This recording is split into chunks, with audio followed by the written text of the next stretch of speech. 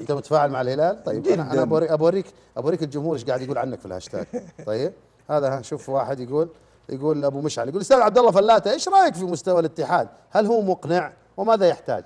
بالتأكيد غير مقنع، بالتأكيد يحتاج دفاع أول وثانيا وثالثا، والطرف الأيسر يجب أن يفعل، الفريق يجب أن يكون متماسك مترابط، ليس خطوط متباعدة كل لاعب في وادي، إلا شفناه اليوم غير مقنع إطلاقا. لكن ما في مدافع مرسيليا هذا ميمبا الاتحاد قاعد يتفاوض معه يعني حسب هو أحد الأسماء، يعني الصراحة يعتبر اسم جيد وخيار جيد للاتحاد. الاتحاد يحتاج مدافع قائد للخط.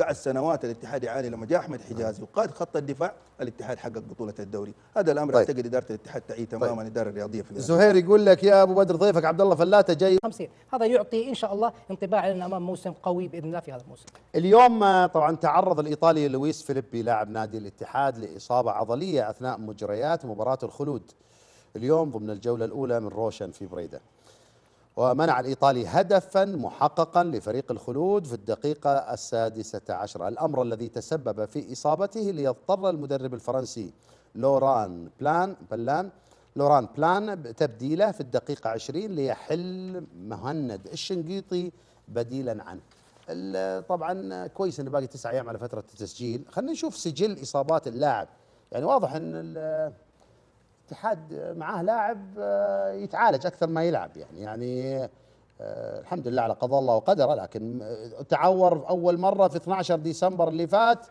قاعد يتعالج 78 يوم 78 يوم اول اصابه عضليه، بعدين رجع يلعب اقل من 30 يوم، بعدها يوم 13 ابريل 2024 اصيب قعد 18 يوم، هذه كانت خفيفه. الاصابه الثالثه أصيب يوم 5 مايو في لحظة حسم الدوري أو لحظات الأشواط الأخيرة من الدوري، قعد 20 يوم يتعالج، واليوم هي الإصابة الرابعة في أقل من سنة، يعني من شهر 12 اللي فات وإحنا الآن في 8 أخذنا 8 شهور منها 116 يوم علاج وإصابات. عبد الله فلاته المنطق يقول يمشونه المفروض هذا كان انا اقول مقلب وشربوا الاتحاد، اصبح مقلب واستمتع بشربوا الاتحاد لانه جالس ومستمر.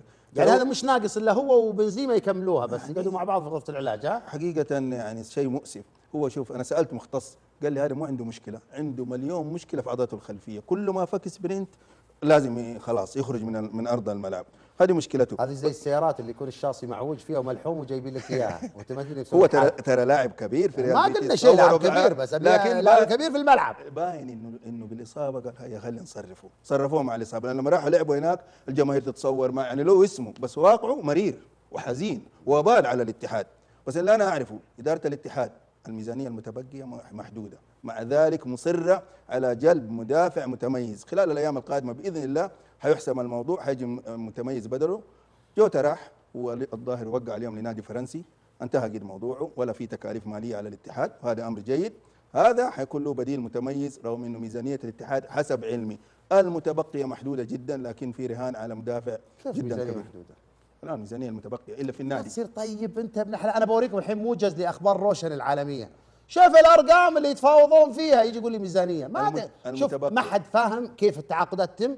بس يلا هاتي امطري اينما شئتي. انا اقول الا في نادي الاتحاد ما الا. طيب خلينا نشوف خوريكم ايش صاير في الانديه الاخرى. في نادي يا رجل يتفاوض مع لاعب عمره 19 100 مليون ريال. مين النادي؟ الهلال ولا النصر؟ انت يلا يعور. طيب اليوم يعني 3 مباريات عماد، الفائزين الثلاثه كلهم فازوا بكلين شيت. صحيح بس الغريب شباك نظيفه. صحيح الهلال عاده بوجود ياسين بونو ودفاعات الهلال والاستقرار الموجود، فطبيعي جدا فوزه وطبيعي الخروج بالكلين شيت. الاتفاق ثاني اقوى دفاع. انت اذكر يعني اذا ماني غلطان قلت انت الاتحاد اشك ان يحافظ على الشباك. حلو صحيح في هجمتين للخلود عليك بعض الاحيان حاجات تطلع. لا انت اليوم صلى على رسول الله. كثير ها صح يا سمير؟ عنده كثير كثير تطلع اوت يعني. واحنا صابرين وساترين عليه صح؟ أبرر كفايه كده بصراحه، كفايه كده ايه. برر تفضل. قلت لك البارح الاتفاق سيفوز على الشباب رغم إقامة المباراة في الرياض، واستطاع الاتفاق تحقيق الفوز. 1. قلت لك الهلال، أنا ما أذكر بس يلا ماشي. أوكي المشاهد يذكر. قلت لك الهلال سيسجل أكبر نتيجة في الجولة وسيتصدر الجولة الأولى، رغم أن القادسية فاز بالثلاث البارح. حسم الهلال ال3 أهداف في شوط واحد. نزل الرتم في الشوط الثاني. الاتحاد كان في اخطاء كبيره جدا، اخطاء دفاعيه لا تغرك الكلين شيت في اول جوله ضد الخلود، كان في مشاكل كبيره دفاعيه في نادي الاتحاد، كان في فكره في المدرب نادي الاتحاد تحتاج للوقت، خروج بنزيما من منطقه الجزاء اعتقد كانت فكره، لكن تحتاج للوقت. صحيح، الحارس كان له دور كبير. صحيح خاصه قبل الهدف، في هجمه ما قبل هدف نادي الاتحاد، هدف محقق لنادي الخلود، وقبلها كمان كوره صحيح حارس كبير وحارس مميز، ولكن نتائج متوقعه اعتقد طبيعيه جدا وهادئه، ولكن الجميل انه كمان كان في فوارق كبيره، يعني في الاتحاد والخلود لا يا اخر دقيقه المباراه فيها 50-50 نقولها، الاتفاق والشباب ايضا كانت مباراه 50-50، هذا يعطي ان شاء الله انطباع لنا امام موسم قوي باذن الله في هذا الموسم. اليوم طبعا تعرض